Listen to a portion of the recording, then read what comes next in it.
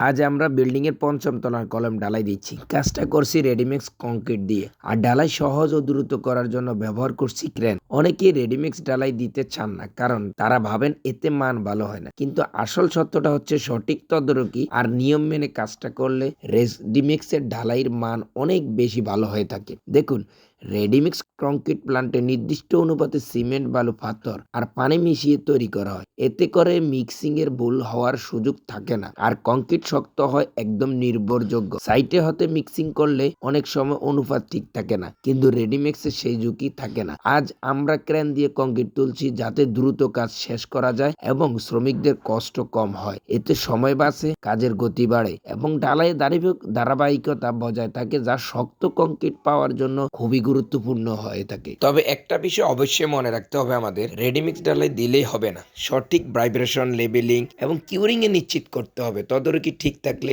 এই ঢালাই হবে দীর্ঘস্থায়ী, মজবুত এবং নিরাপদ। তাই যারা এখন দ্বিধায় আছে, তবে বাস্তব কাজটা দেখে সিদ্ধান্ত নিন। সঠিক নিয়ম করলে রেডিমিক্সের ঢালাই সিদ্ধান্তটা আধুনিক নির্মাণের সেরা সমাধান। অনেকে এই ভয় বৃত্তির কারণে এই ঢালাইটা দিতে চান না। তা আমি অবশ্যই আপনাদেরকে সাজেস্ট করব, এই ঢালাইটা দিলে অবশ্যই আপনাদের মানসম্পন্ন কাজ হবে। কিন্তু রেডিমিক্স যে প্লান্টে মালটা মিক্সিং করা হয়, ওই প্লান্টে একটা লোক থেকে যদি ওইখান থেকে মিক্সিং করে পাঠানো হয়, তাহলে সবচেয়ে উত্তম হবে। সবচেয়ে জরুরি যে জিনিসটা খেয়াল রাখতে হবে, ভালো মানের বিল্ডিং চাইলে শুধু উপকরণ না, কাজের সঠিক পদ্ধতিও জরুরি। কারণ কাজের সঠিক পদ্ধতিটা যদি ঠিক মতন না করা যায়, তাহলে কিন্তু কাজে ভালো মান আপনি করবেনটা কি, যত ভালো মানের জিনিস ব্যবহার করেন না কেন, কিন্তু আপনার কাজের মানটা ঠিক রাখার জন্য অবশ্যই সঠিক পদ্ধতি ব্যবহার করতে হবে।